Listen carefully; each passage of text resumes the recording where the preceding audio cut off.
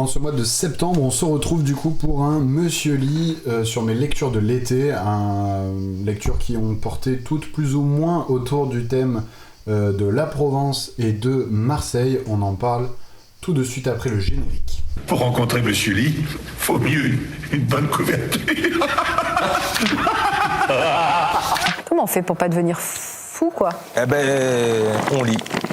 J'avais fait plus ou moins un Monsieur Lit spécial Saint-Malo quand j'étais parti en vacances là-bas. Il se trouve que cet été j'ai eu la chance de retourner sur la terre qui m'a vu grandir, la terre de mes racines, puisque je suis retourné à Marseille. Et souvent l'été j'aime bien lire ou relire ou re-relire des livres du coin, d'auteurs du coin, et ça a été l'occasion cet été. En plus j'ai découvert pas mal de choses et j'ai envie de vous en parler. Tout de suite on attaque avec le premier livre. Alors, le premier livre, c'est Contes et légendes de Provence, chez Fernand Nathan, des contes compilés par André Pézard. Donc apparemment c'est toute une collection, il y a des contes et légendes de toutes les régions de France ou presque. J'ai une tonne de recueils et de compiles de contes et légendes de Provence en français et en provençal, et ce recueil-là je l'avais pas encore lu. Et donc il y a des histoires très connues, il y en a d'autres qui le sont moins. Globalement, c'était vraiment sympa. On a l'histoire de Jean de l'Ours, des îles d'Or. J'ai bien aimé Vire Pignatoun aussi, qui était vraiment sympa et qui mettait en scène les sabbats des sorciers et des sorcières. Évidemment l'histoire de la Tarasque et de Sainte-Marthe à Tarascon, l'histoire du drac. Donc il y a des créatures, il y a de la sorcellerie, il y a de la superstition. Ma préférée c'est celle de Romieu de Villeneuve, Romieo, je pense en provençal, qui est la dernière du recueil, qui raconte l'histoire d'un mystérieux ermite qui vient en aide à Raymond, le père de Marguerite de Provence qui épousera plus tard Saint-Louis. Et l'ermite va redresser les comptes du château et tenter d'aider le comte à marier ses filles. Je vous dis pas la fin, mais il y a plusieurs retournements de situation et c'est une histoire qui était vraiment sympa. Donc un bon recueil bien cool. Je lirai d'autres recueils et je pense que l'été prochain je referai une thématique sud parce que j'ai pas eu le temps de lire tout ce que je voulais lire cet été. N'hésitez pas à découvrir comme ça des contes et des légendes qui viennent de là d'où vous venez. En fait, ça permet d'éclairer un petit peu, de comprendre un peu mieux. Lorsqu'on connaît ce folklore-là, lorsqu'on connaît ces histoires-là, ces légendes-là, ça permet de mieux comprendre aussi les gens et l'endroit dans lequel on a grandi et nos ancêtres ont grandi. Donc c'est toujours hyper sympa. Ensuite, je passe à un gros chapitre Marcel Pagnol. Marcel Pagnol, j'en parle beaucoup. Moi, j'ai grandi dans un petit village qui est dans les collines de Pagnol, donc on en entend parler depuis qu'on est minot. En fait, de Pagnol, j'avais pas lu grand-chose. Évidemment, j'ai lu, je ne sais combien de fois, la trilogie marseillaise, Marius, César et Fanny, mais j'avais pas lu grand-chose d'autre. J'avais lu plusieurs fois La gloire de mon père aussi, on y reviendra. Mais j'avais pas forcément... je connaissais les histoires, mais je les avais pas forcément lues. D'abord, j'ai lu du coup les deux romans. Alors, on a d'abord Jean de Florette, qui est là. Alors, je l'ai pas lu dans cette édition-là, hein. Je l'ai lu sur liseuse, et ça, je les ai récupérés à la fin de l'été chez une grand-tante. Donc voilà, Jean de Florette, et puis derrière Manon des Sources.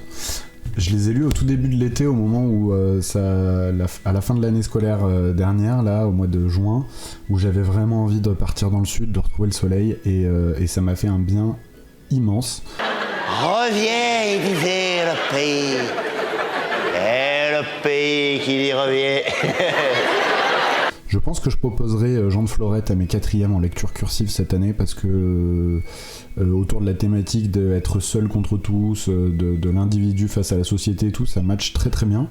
Et c'est une histoire qui est géniale et qui se lit très vite. Donc l'histoire se déroule aux Bastilles de Blanche, un petit village dans les collines. La grosse difficulté que j'ai pu rencontrer, c'est le fait qu'au début on a un peu de mal à visualiser qui est qui, parce que du coup il y a tous les villageois ou presque qui nous sont présentés les uns après les autres, mais globalement on finit par s'y retrouver. Ils sont tous complètement barjots, ils sont déglingués de la tête, mais la plume de Pagnol nous les rend attachants. Il y en a c'est des assassins, il y en a c'est des menteurs, il y en a c'est des... voilà, mais en fait ils sont tellement humains sous la plume de Pagnol qu'on a tous envie de les prendre dans nos bras ou presque, quoi, même les pires. Et c'est vraiment génial parce qu'ils sont tous peints dans la nuance, il n'y a pas du noir et du blanc, tout le monde est gris, et on s'identifie vachement à ces personnages. Donc c'était super. La particularité de cette histoire de l'eau des collines, puisque c'est sous ce titre-là que les 2 tomes Jean de Florette et Manon des Sources sont compilés.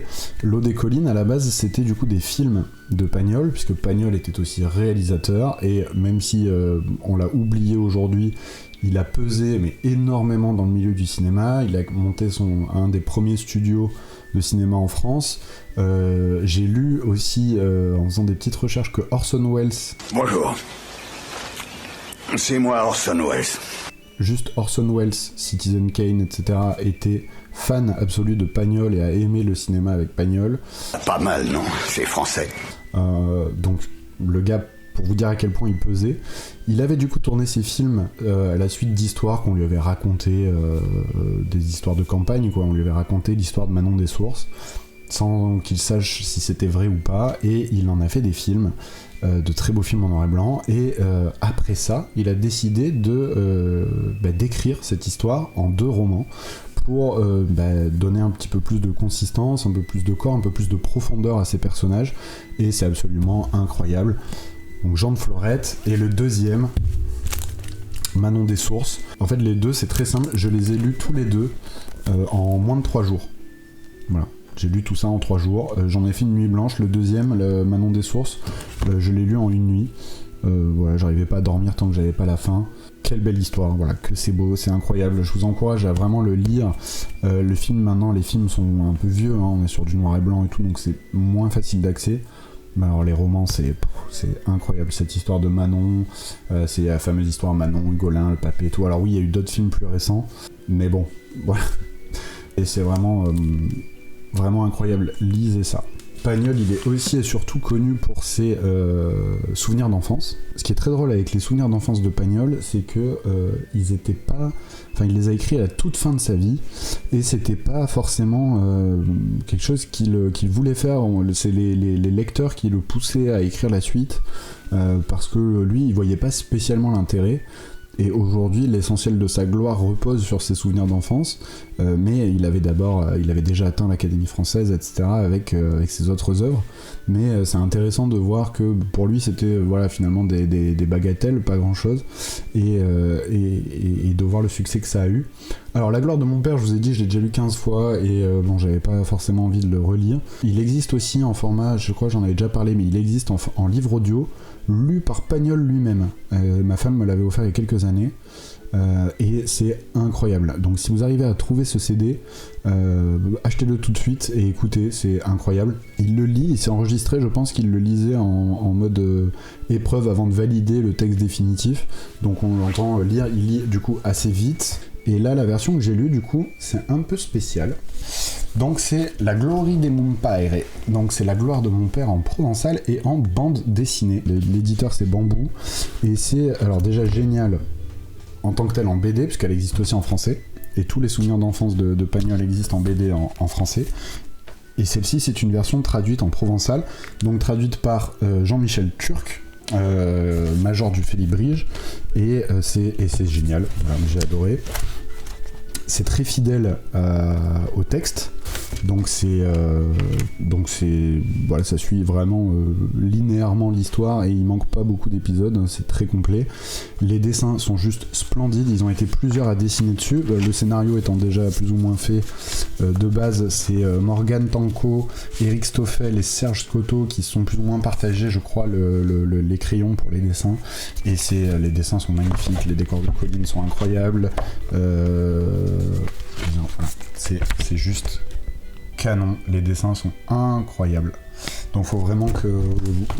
Voilà, si vous voulez faire découvrir à vos enfants et qu'ils se sentent pas de lire le gros truc, trouvez-les en BD. Si vous êtes du sud, trouvez-les en provençal, parce que c'est pas si compliqué que ça à lire. On comprend pas tout, on connaît pas tous les mots, c'est clair, mais si vous êtes du sud, si vous êtes marseillais ou des alentours, il n'y a aucun souci, vous allez globalement comprendre, si en plus vous connaissez en gros l'histoire. C'est un bel exercice pour retrouver un peu les accents et les sonorités de la terre. Voilà, donc ça c'était incroyable, très bonne découverte, très sympa. Ensuite j'ai lu Le Château de ma mère, que je n'avais jamais lu en entier. Donc Le Château de ma mère, qui est en fait très sympa. Dans mes souvenirs, c'était très centré sur l'histoire du château, et du coup, on connaît l'histoire avec Bouzigues, avec le raccourci qui passe par les différentes propriétés, etc. Le long du canal. Pour moi, c'était ça l'essentiel. Ça, en fait, ça prend une petite partie du récit, et en fait, c'est très centré autour des escapades de Marcel et de Lily des Bellons dans les collines, et donc la pose des pièges, des pièges à oiseaux, la découverte, l'aventure, la fois où il veut partir de chez lui, où il va dormir dans la grotte du gros hibou, tout ça, enfin bon voilà, toutes ces aventures-là qui sont hyper sympas à suivre et qui sont très très chouettes en fait sur ça, sur cette découverte des collines, alors que dans le premier il y a vraiment la chasse mais pas trop d'excursions. Là Marcel est un peu plus grand, il sort vraiment dans les collines et c'est très sympa. Voilà, donc je le conseille bien. Ensuite, Le Temps des Secrets, voilà, il est là, je l'ai pas trouvé sur liseuse. Voilà. Pas de commentaires. Du coup, je l'avais pas. Là, je l'ai récupéré aussi chez ma grand-tante qui a les 3 premiers tomes du coup des souvenirs d'enfance, puisque c'est une tétralogie. Donc Le Temps des Secrets, je l'ai pas lu, mais je le lirai du coup, je pense prochainement. Je vais me faire un Monsieur Lit là pendant 3 mois. Je vais lire tous les tomes que j'ai pas lus de saga que je voulais lire.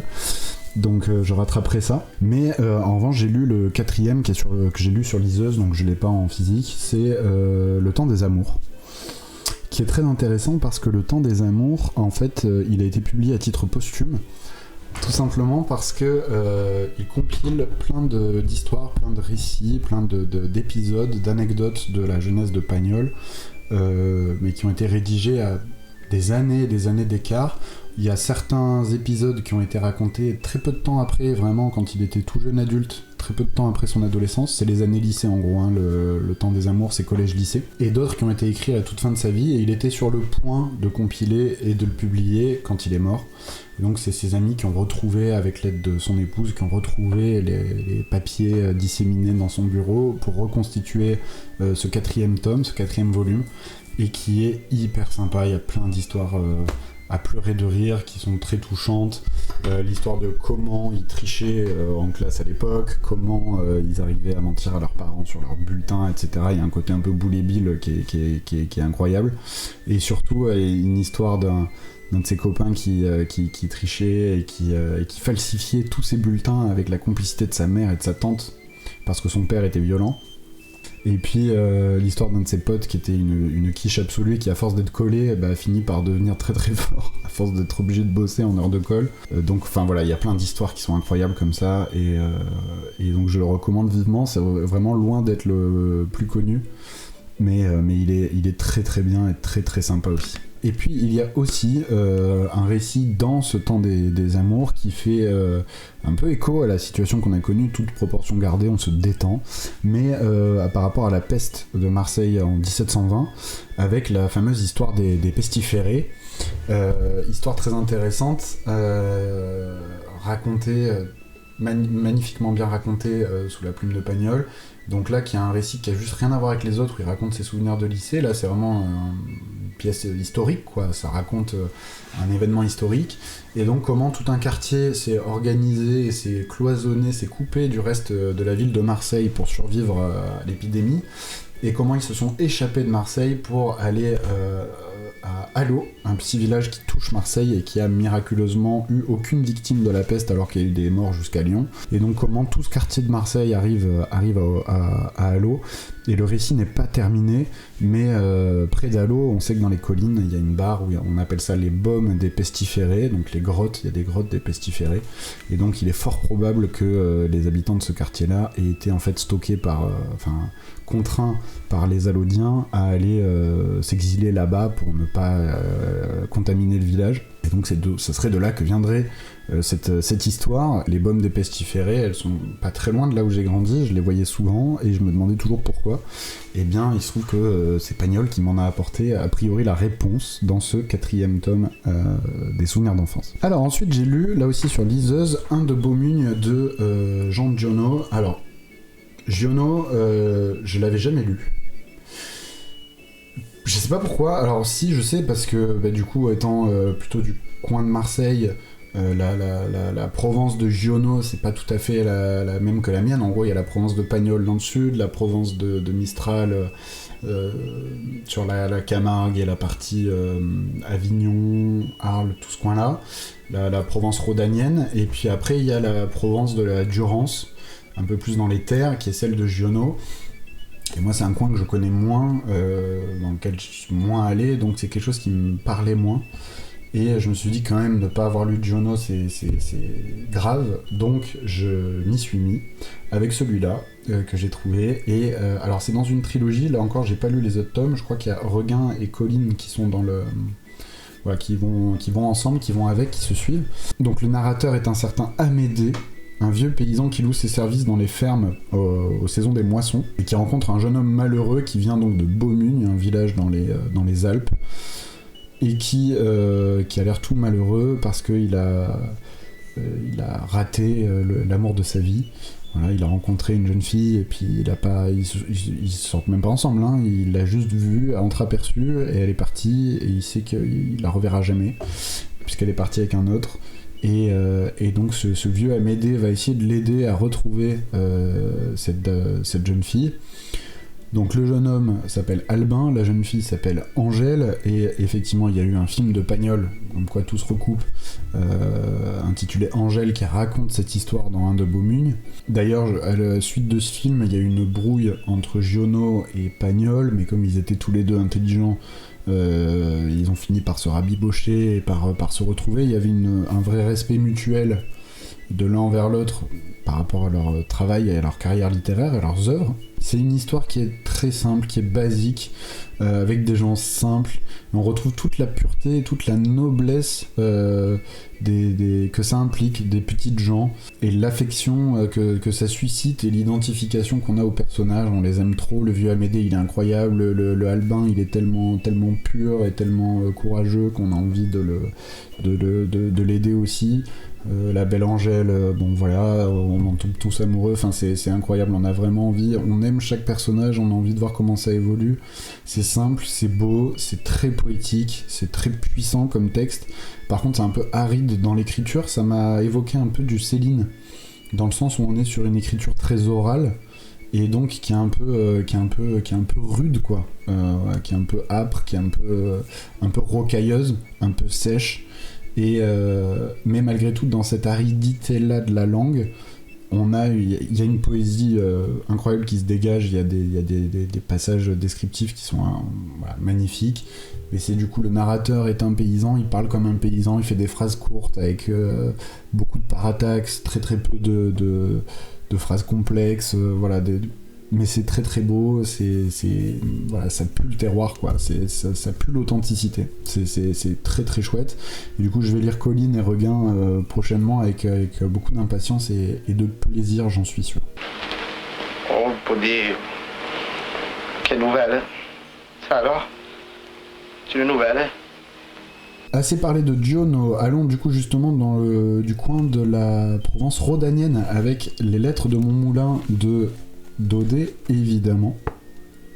C'est un exemplaire qui appartenait à ma mère quand elle était petite, donc je l'embrasse. Les lettres de mon moulin de Daudet, c'est incroyable. Alors je les avais déjà lues plusieurs fois, je les relis pas régulièrement, mais de temps en temps. Et à chaque fois, c'est de nouvelles histoires, de nouvelles lettres qui me touchent, qui me séduisent. Là, j'ai apprécié énormément les 2 auberges que j'avais complètement oubliées, qui est très courte mais qui est très chouette. La diligence de Beaucaire également, et les étoiles que j'avais complètement oubliées, qui est sublime. Et puis évidemment dedans on a toutes celles que l'on connaît, le curé de Cucugnan, la chèvre de Monsieur Seguin, etc. On les connaît, mais c'est toujours bon de les relire, quoi. C'est toujours chouette.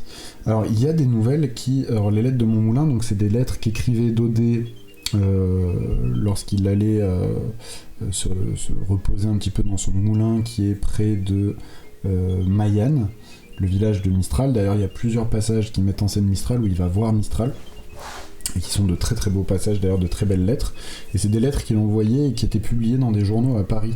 Donc il essaye de faire découvrir un petit peu à ses amis parisiens ce que c'est que la vie en Provence à la fin du 19e.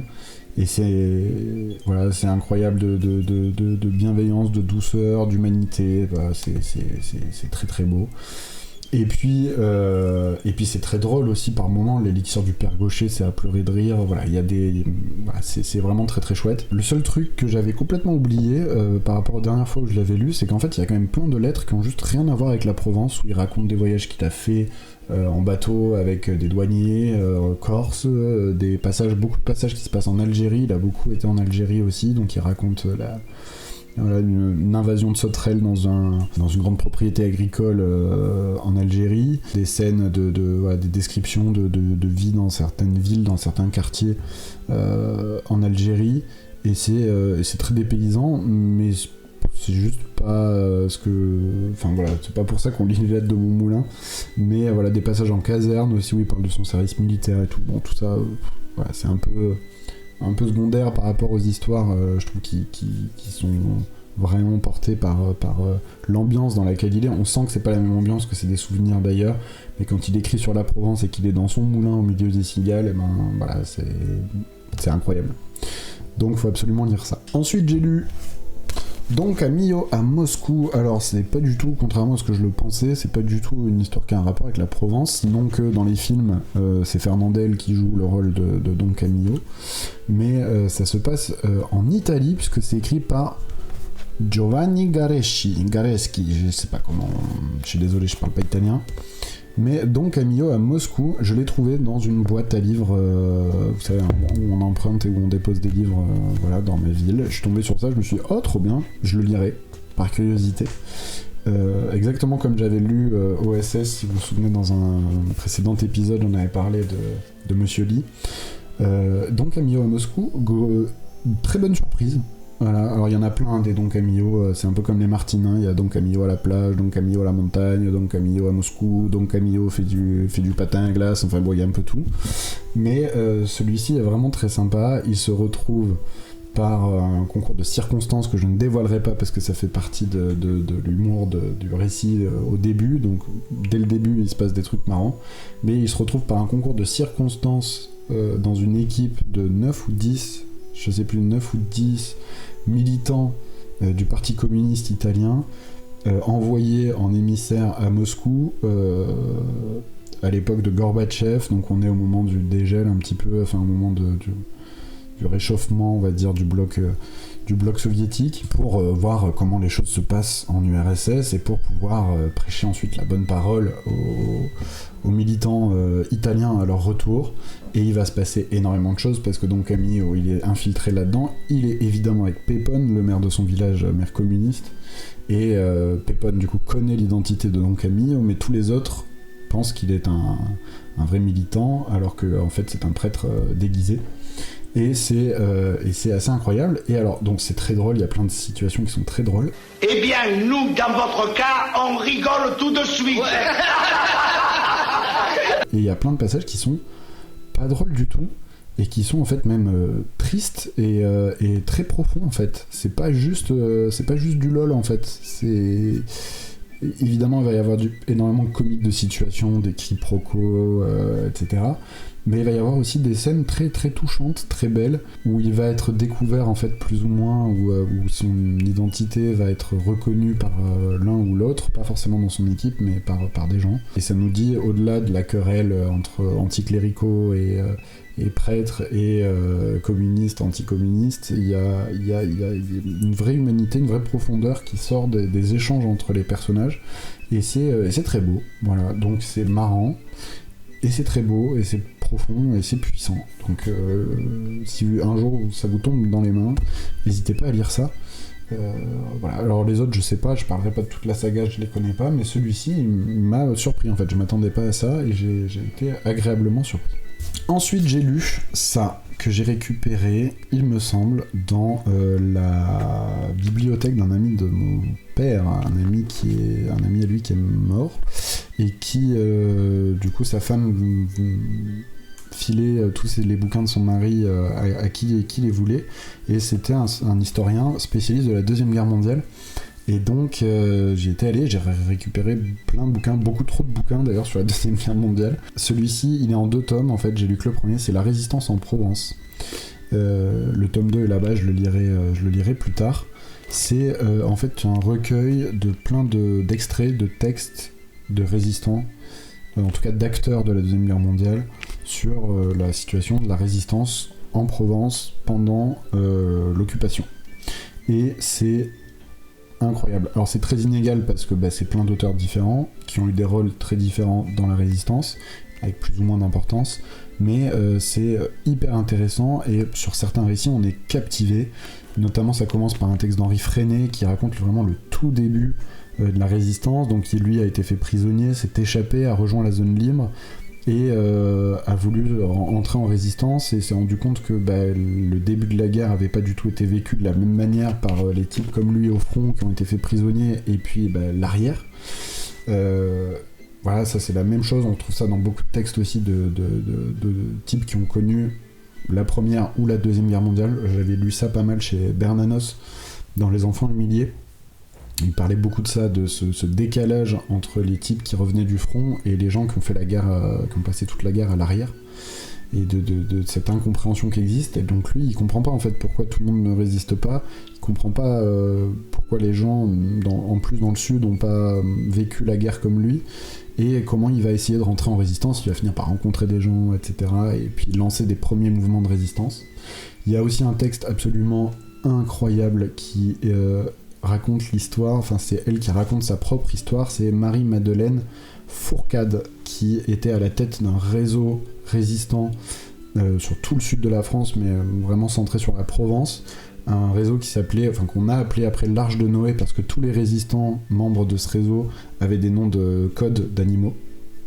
Et dans ce texte, elle raconte comment ça fonctionnait et elle raconte son arrestation par la Gestapo, qui ne savait pas que c'était elle la chef du réseau, et son évasion dans la nuit avant de rencontrer des officiers qui auraient pu la mettre en difficulté et découvrir son véritable rôle dans la résistance. C'est des pages incroyables, des morceaux de bravoure de fou. C'est incompréhensible pour nous aujourd'hui en 2021 de comprendre ce que ces gens-là ont vécu. Pourtant c'est pas si vieux, c'est la génération de mes grands-parents, hein.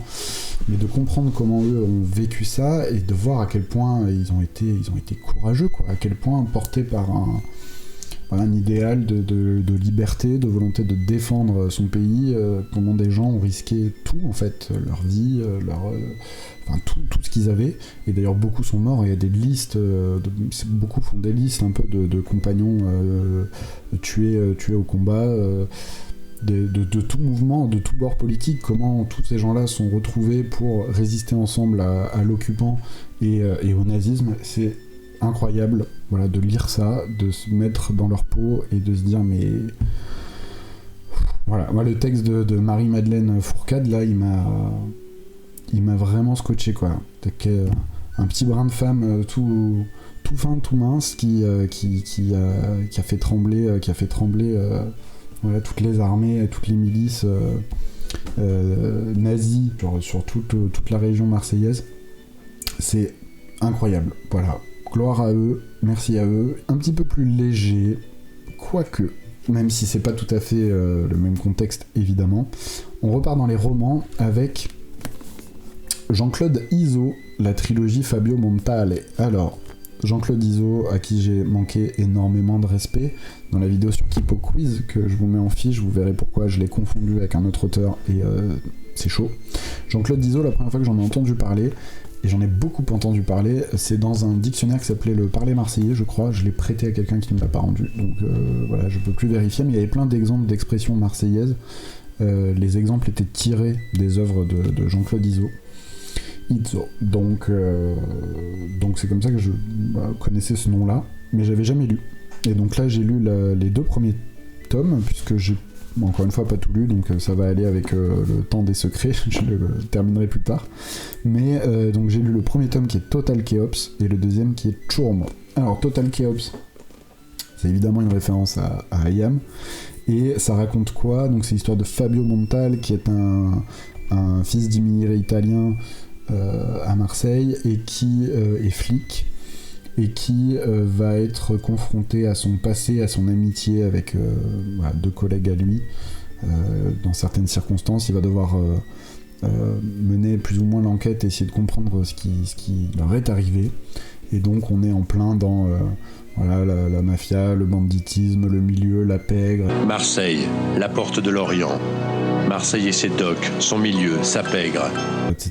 Mais en même temps, il y a Fabio Montal, c'est un personnage qui est fan de jazz, fan de poésie, qui a des plaisirs simples, qui aime décrire ce qu'il voit, décrire la vie, décrire la ville de Marseille.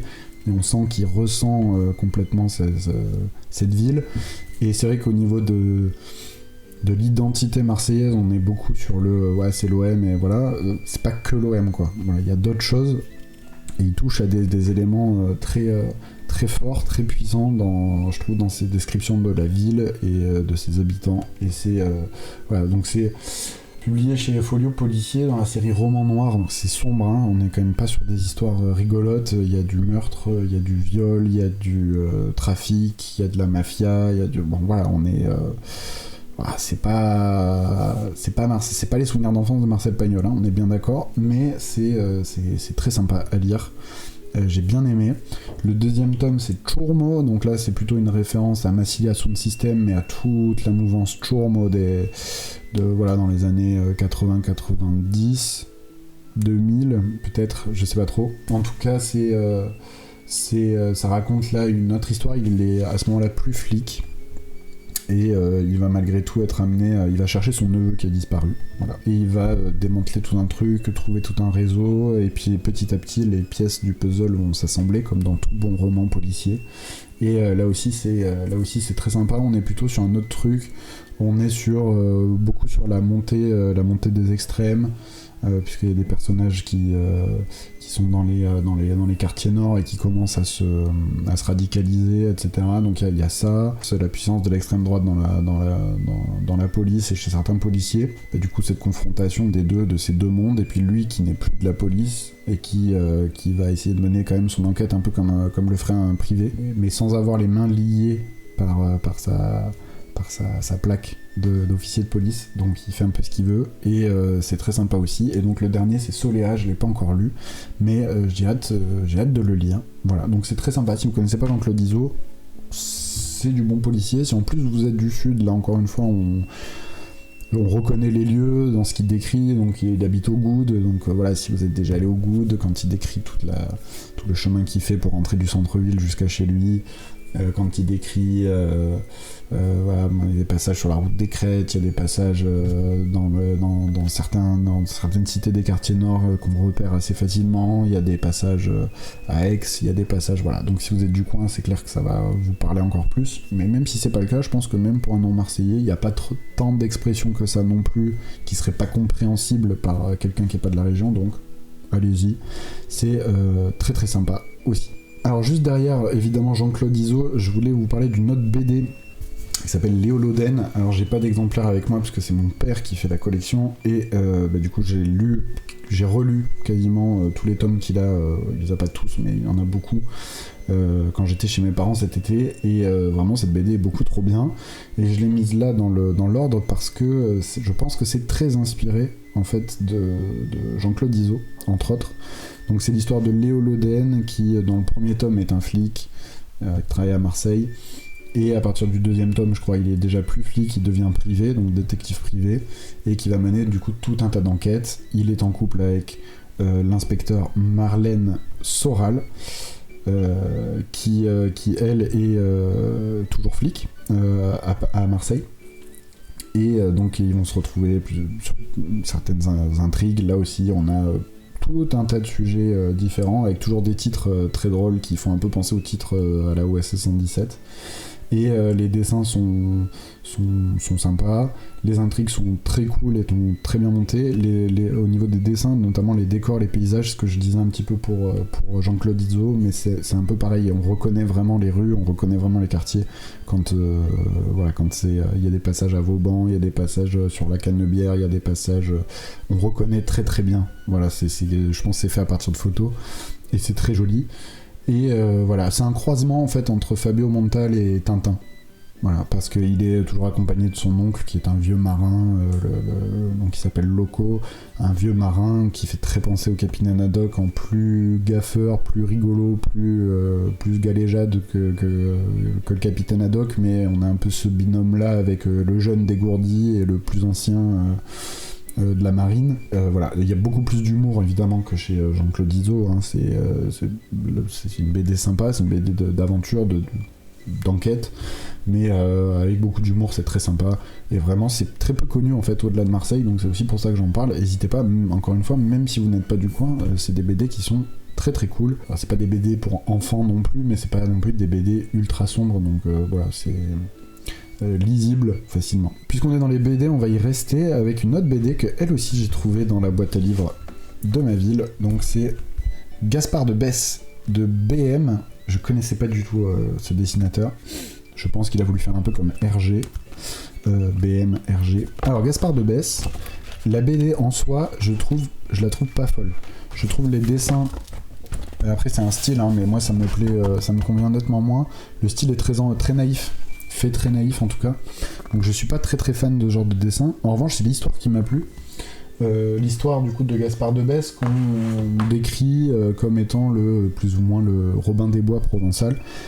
Chez Pagnol, j'en ai entendu parler, je crois que c'est dans L'eau des collines, il y a un personnage qui en parle et qui dit ce bandit de Gaspard de Besse, etc. Donc c'est une histoire apparemment assez connue, moi je connaissais pas trop. Et c'est une très chouette histoire. Après, je trouve pas que la BD lui rende forcément justice, ça donne envie d'en savoir plus, mais il y a plein de passages où je dis mais c'est là en fait mec qu'il fallait faire des planches et des planches, et d'autres passages un peu plus osef où on s'attarde un peu, donc je trouve que le rythme est pas très bien dosé.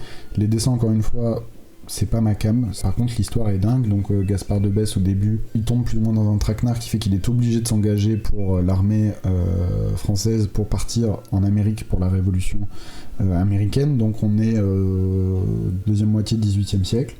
Et donc il est dans un traquenard, donc il déserte avec des potes, et en fait ils vont du coup devenir hors la loi, et donc ils vont se mettre à voler les riches pour partager aux pauvres, en théorie. Et donc c'est une histoire voilà, de l'aventure, voilà, il y a des scènes qui sont assez de sa vie qui sont assez marquantes, mais voilà, je trouve pas forcément que la BD lui rende une grande justice, mais intéressez-vous à Gaspard de Besse, c'est une histoire tout à fait intéressante. Et puis enfin, dernière chose, le seul truc qui a zéro rapport avec la Provence ni avec Marseille, mais je l'ai lu aussi, du coup j'en parle ce mois-ci, j'ai lu Les Sirènes de Gotham.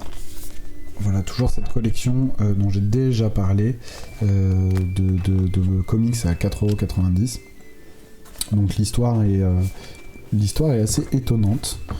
Donc vous avez vu sur la couverture, hein, on a Poison Ivy, Harley Quinn et Catwoman.